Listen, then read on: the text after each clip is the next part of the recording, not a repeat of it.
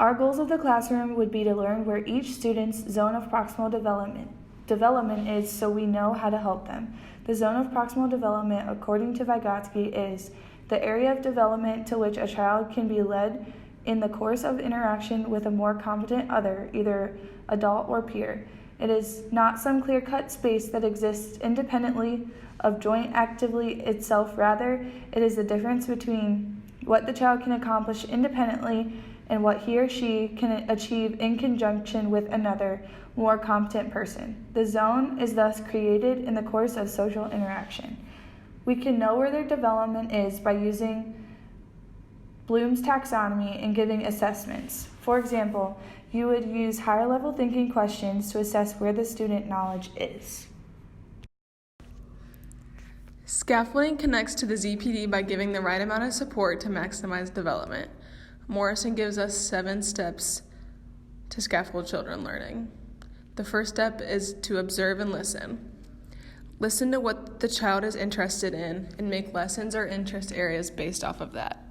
The second step is to approach the child. See how you can assist the child by getting to know them and their learning styles. The third step is to talk about the task. Describe each detail of the task, engage with questions so there is no confusion about what is expected. The fourth step is to remain engaged in the activity. Adjust support based on what they can do on their own. The fifth step is to gradually withdraw support. Allow the child to take over and see how they can perform with less help. The sixth step is to observe the child performing independently.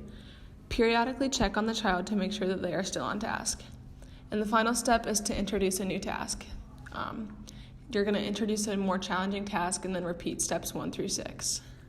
Some characteristics of Vygotsky's social learning theory are assisted learning from a more knowledgeable other, children are grouped by different abilities, there is lots of opportunity for play with peers and adults, activities, materials, and learning centers support independent discovery, and teachers guide learning according to the ZPD. And it is believed that challenging tasks promote maximum cognitive growth.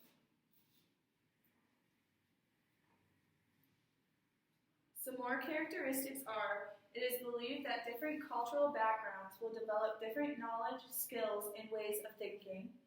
There is ample time for peer collaboration and cooperation on projects.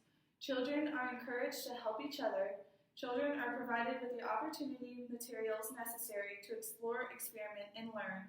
And there is collaboration among adults, expert peers, and other competent students. So here is the layout of our future classroom.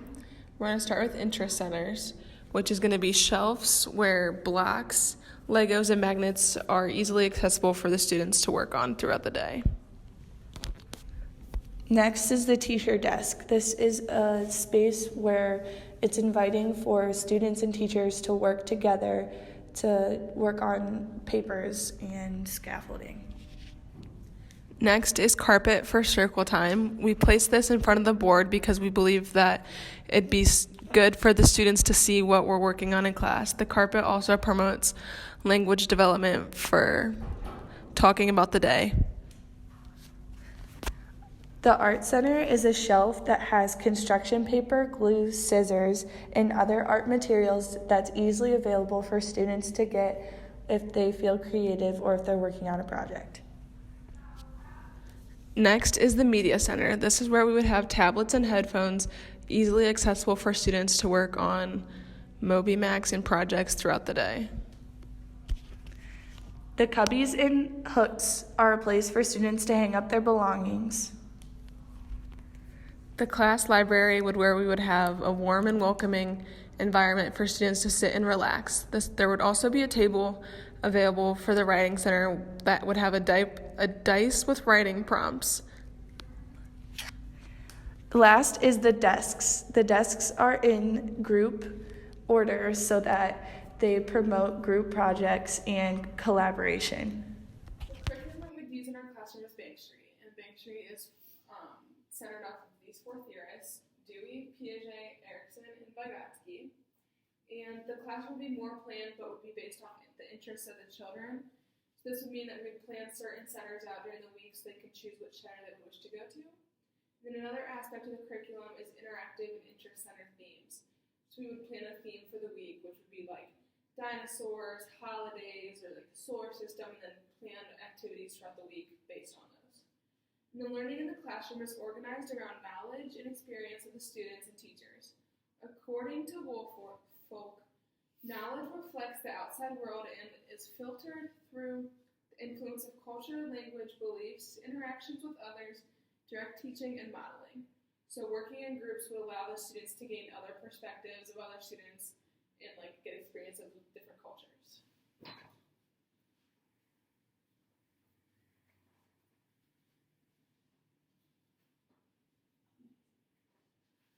The schedule of a Bank Street curriculum would model a regular school day schedule. So we have an example. From 8:15 to 9 would be arrival, 9 to 9:30 morning work, which would be packets and group work that they could do. 9:30 to 10 would be announcements and morning meeting. So this would be circle time and carpet time up by the whiteboard. 10 to 10:30 would be a lesson, and then 10:30 to 12 would be group work and independent work so that they could work together and build off of the lesson that was taught to them. From 12 to 1 would be lunch and recess, and 1 to 1:30 would be specials. Specials are art, music, gym, things like that, technology. 1:30 to 3 would be group work and independent work again to continue where they left off before lunch. And then 3 to 3:30 would be a reflection of the day to wrap up the day. And then 3:30. Teaching strategies that we would use in our Vygotskian classroom are guide and not direct the students. This means asking questions as they're doing projects so they're actively thinking about what they're doing. We would also use the social constructivist perspective. A quote from Woolfolk says, "Learning means belonging to a group and participating with that group in social construction of knowledge." This means using social construction model to support learning as a community. Having the students in table groups encourages belonging and a community in the classroom. This in turn creates optimal learning for all parties to scaffold and learn from each other. And then some guidance strategies that we would use is to make classroom rules known on the first day so then students know what are expected of them, and make clear consequences for those breaking the rules as well. So for example, if you walk out of the room without permission, then you will get a write-up and your parents will be notified. The teacher-child conversations are important to build relationships with the students.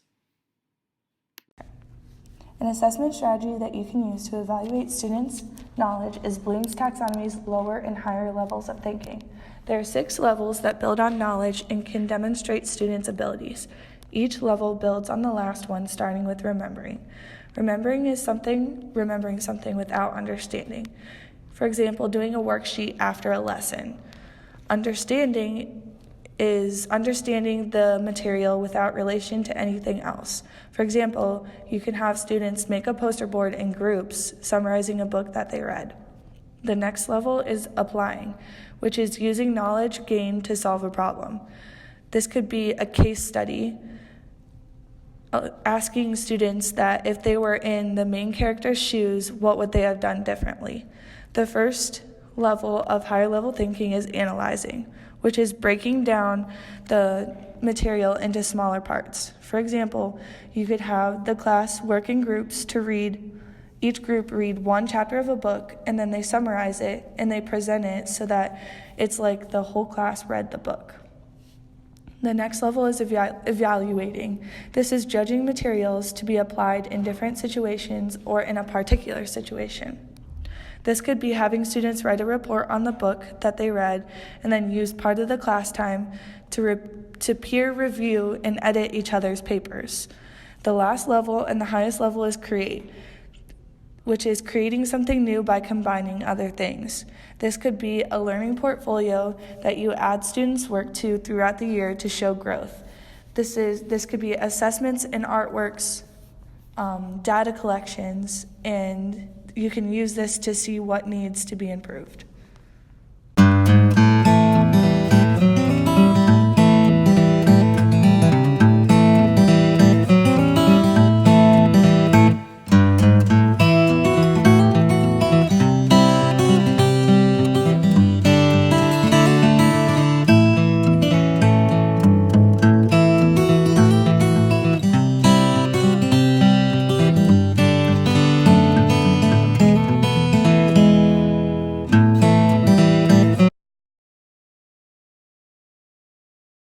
then some guidance strategies that we would use is to make classroom rules known on the first day so then students know what are expected of them, and make clear consequences for those breaking the rules as well.